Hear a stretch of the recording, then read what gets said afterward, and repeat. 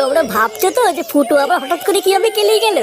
চলো সবার আগে দেখে নি যে কি এমন হয়েছিল যার জন্য ফুটোর আজকে এই অবস্থা।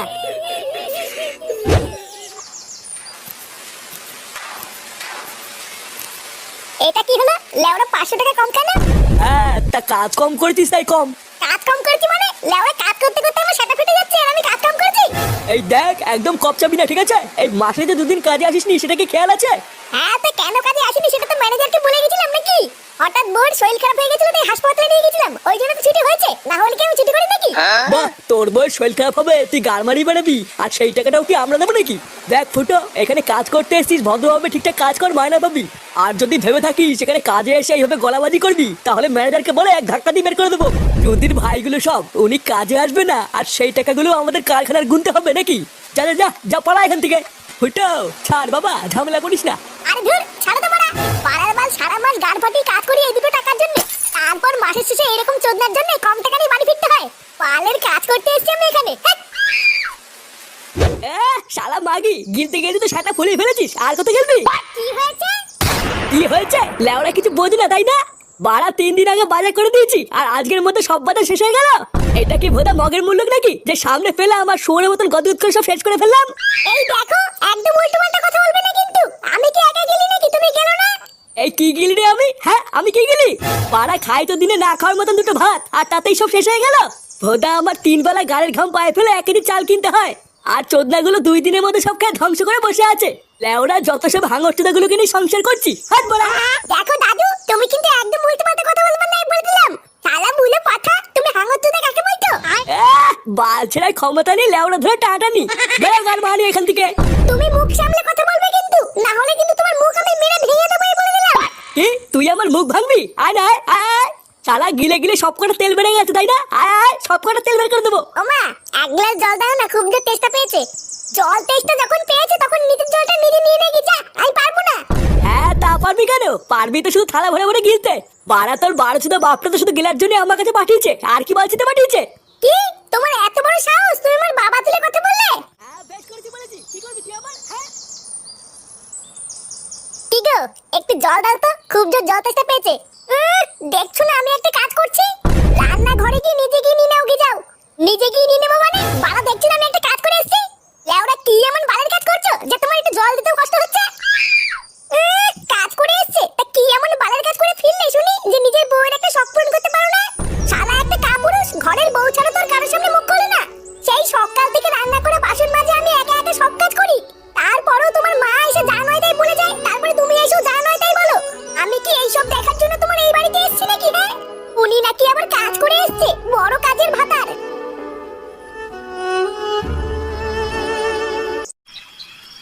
লেওরা এইভাবে কি হয় নাকি? কোনো দিকে কোনো রাস্তা খুঁজে পাচ্ছি না। বাড়া যা দিনকাল পড়েছে, একার দ্বারা কাজ বাজ করে আর সংসার চালানো সম্ভব না। কয়েকদিন ধরে চারিদিকে এত ঘোরাঘুরি করছি, ভোদার বাল তাও কোনো কাজ পাচ্ছি না। হ্যাঁ রে পল্টু, কথাটা তুই খারাপ বলিসনি। দেখ না, আমি কি কাজের কম চেষ্টা করছি নাকি? কিন্তু এই যে ভালো কোনো কাজই পাচ্ছি না। আরে ভোদা, ওইসব কাজ কাজের কথা বাদ দে, বুঝলি? সারা বছরই তো পুরো কাজ করে উল্টে দিলি, এখন আর শেষের কটা দিনের জন্য কাজ মারাতে হবে না। আর 3-4টে দিন পরেই তো নতুন বছর পড়ে যাচ্ছে, তাই এখন আগে এটা ভাব যে নতুন বছরে কি কি প্ল্যান করবি। প্ল্যান? নতুন বছরে আবার কি প্ল্যান করব? যেমন চলছিল ভোদা তেমনই চলবে। আরে নাগপটদা, নতুন বছরের জন্য আমার মাথায় একটা সেটা ভাঙা প্ল্যান আছে গো। বাড়া আমি তো ভেবেই রেখেছি নতুন বছরে আমাদের এই পুরো ক্লাবটাকে পুরো গাড় ফাটা করে সাজাবো, তারপরে এই ক্লাবে কিছু নতুন নতুন সদস্য ঢুকাবো। কি বলো পটদা?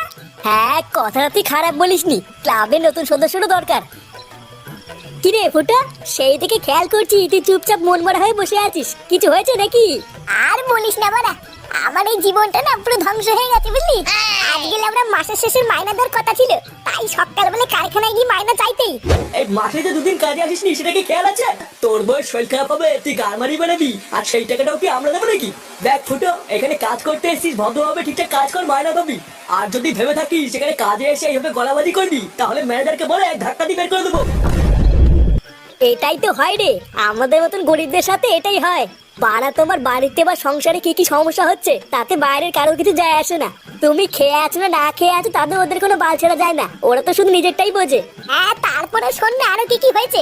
মাইনা পেয়ে মন খারাপ করে বাড়ি ফিরতে না ফিরতেই দেখি মা আর বাবা ঝামেলা করছে। আমি শুধু মাকে গিয়ে একটু বলেছি, ও মা, এক গ্লাস জল দাও না, খুব জোর তেষ্টা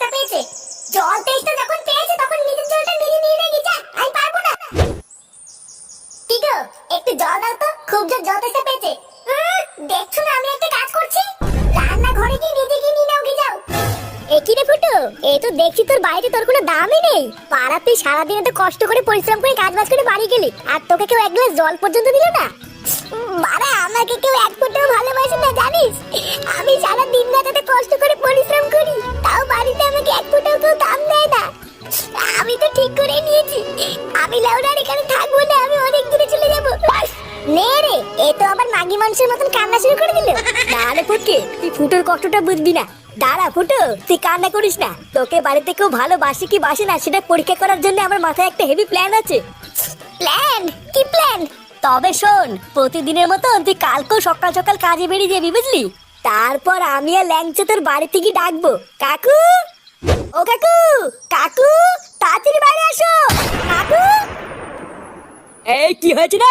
বাড়া তো চিল্লামিল্লি কিসের? সকাল সকাল গাড়ওয়ানি গুলো, তোদের কি আর কোনো কাজ নাই নাকি? আরে কাকু, ওইদিকে বিশাল বড় বিপদ হয়ে গেছে, তাড়াতাড়ি চলো। বিপদ? কিসের বিপদ? বাড়াগুলো তোরা কি সকাল সকাল ঠাট্টা করছিস নাকি রে? যা তো বলে যা, এখন কথা বলার টাইম নেই, অনেক কাজ পড়ে আছে। আরে কাকু, আমরা মজা করছি না। কারখানায় যাওয়ার পথে ফুটো রাস্তায় অ্যাক্সিডেন্ট হয়েছে। কি? ফুটোর অ্যাক্সিডেন্ট হয়েছে মানে? হ্যাঁ গো কাকু, তাড়াতাড়ি চলো, আমাদের ফুটো মনে আর বেশিক্ষণ বাঁচবে না। এইসব তোরা কি অলক্ষণী কথা বলছিস? এইসব হতে পারে না। এই গিন্নি, এই কই গো গিন্নি, তাড়াতাড়ি এসো। আমাদের সর্বনাশ হয়ে গেছে গো গিন্নি, আমাদের সর্বনাশ হয়ে গেছে। আমাদের ফুটো অ্যাক্সিডেন্ট করেছে গিন্নি।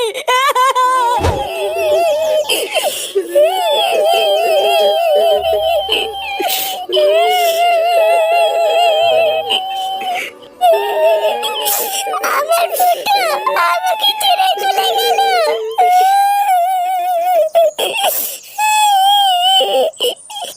আপনি কান্না করবেন না মা, আপনি কান্না করলে আমার খুব কষ্ট হয়।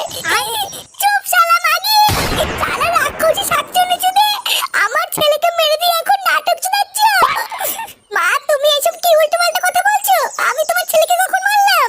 কখন মারলি শালা শয়তানি? তোর সাথে বিয়ের পর থেকে আমার ছেলেটা ভালো নেই। আমার ছেলেটাকে তো খেলি, এবার বেরো আমার বাড়ি থেকে। কেন আমি বেরোবো কেন? এবার তো বেরোবো তোমরা। আমার স্বামী বেঁচে ছিল বলে এতদিন কিছু বলতে পারিনি, এখন তো আমার স্বামী নেই, বেরোবো না। এইসব তুমি কি বলছো বৌমা? আমরা বেরিয়ে যাবো মানে? চুপ শালা বুড়ো, অনেক হয়েছে তোদের নাটক, এবার বেরো। বৌমা, কি সব বলছো তুমি এসব? তোমার কি মাথা ঠিক আছে?